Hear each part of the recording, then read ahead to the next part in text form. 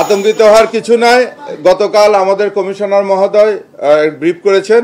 আমরা নগরবাসীর সহযোগিতা চাইছি, আমরা মিডিয়া আপনাদের সহযোগিতা চাইছি, আমরা সবার সহযোগিতা নিয়ে ইনশাল্লাহ এই যে যারা যে ভীতি করা একটা পরিস্থিতি বা তারা বিভিন্ন রকম যে অপতৎপর চালাচ্ছে এটা আমরা কঠোর হস্তে দমন করার আইনের যেটুকু প্রয়োগিক ক্ষমতা আছে এটা আমরা সর্বোচ্চ প্রয়োগ করব। আপনারা জানেন যে এগুলো ম্যাক্সিমামই যারা করতেছে আপনারা সবাইকে চেনেন, তারা কিন্তু ওই সোশ্যাল মিডিয়াতে অ্যাক্টিভ।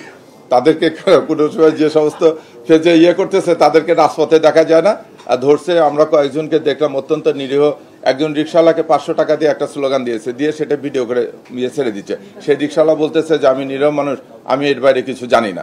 এবং আমরা তার পিসিপির করে দেখছি, সে ঢাকা শহরের ওই যে এলাকায় রিক্সা চালায় সেই এলাকাটা জানে তার একটা বাটন মোবাইল আছে, সেটা নিয়েও আমরা দেখছি যে লোকেশনে সে ওই এলাকার ভিতরে তাকে, সে অতি সম্প্রতিতে ঢাকা আসছে। তাই নিরীহ লোকজনকে এরকম করে করতেছে।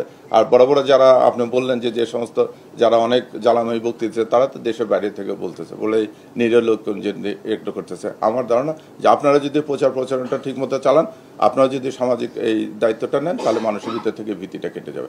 যে আমরা এই যারা এই নেপথ্যে আছে সেই নেতাদেরকে ওপর নজরদারি রাখতেছি, তাদেরকে গ্রেপ্তার করতেছি। আজকেও এই সংক্রান্তে 44 জন অ্যারেস্ট আছে। ইনশাল্লাহ আমাদের তৎপরতা সবাই থাকবে। আমরা নগরবাসী আপনারা সবাই মিলে ইনশাল্লাহ এই অপতৎপরতা রোধ করবো।